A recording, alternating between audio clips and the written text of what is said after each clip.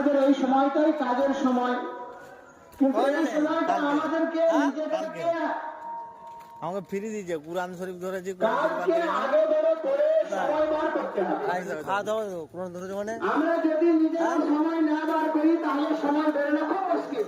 প্রচুর টাকা আছে সেজন্য আজানেরকে কলেজকে অনুরোধ করবো আমরা একটু আগে বেড়ে রান্না বান্নার কাজকে সেরে নিই, নিয়ে আমরা পৌঁছতে